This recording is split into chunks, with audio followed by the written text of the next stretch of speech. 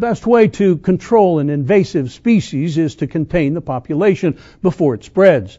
That's what officials at the Nature Conservancy are working to do with the exotic snake population that has exploded in the Everglades and could end up here.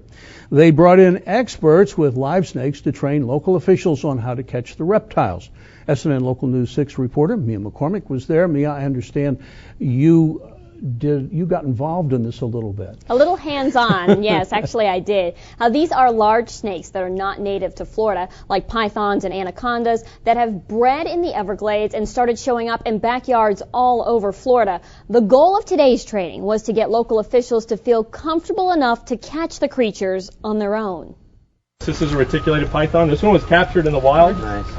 Wildlife officials in South Florida are facing a new foe in the field, one they must learn how to outsmart and capture before it reproduces. So in Sarasota and its surrounding areas, there have been a number of sightings of large constrictors. The Nature Conservancy is working with reptile experts to train law enforcement, Florida Fish and Wildlife officers, and even students on how to catch the giant snakes.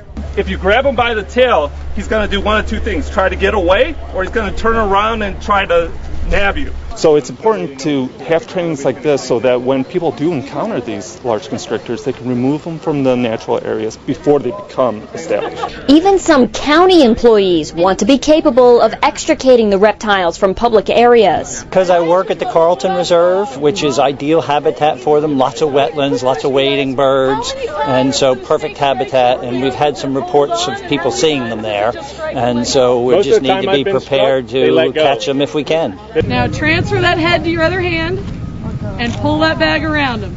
The reticulated python is the world's longest snake. Along with their cousin, the Burmese python, they've overrun the Everglades. Even yellow and green anacondas have been caught in the swamp.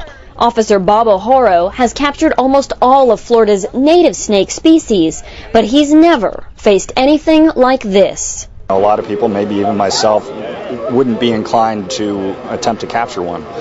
Now with a little practice and a little confidence, I think we can do it safely and more people will be willing to do it.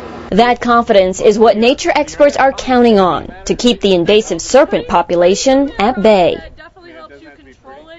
While none of these snakes are venomous, they are quite capable of killing a small animal or even a human if they get their coils around you in the right place. They also have razor-sharp little teeth that can take a nice chunk of skin if they get a hold of you. Wow. Don't do it unless you've had the training, I think, is the main operative. That's the key. What happens to the snakes after they've been caught? Well, they are euthanized. Some of them are used for further training to teach other people how to catch them in the wild, but the key is to get them out of Florida and so that they don't reproduce and breed, and we have tons of them running around like they do in the Everglades right now. 30,000, some are estimating even numbers bigger than that. Yeah, they don't belong here. All right, thanks, Mia.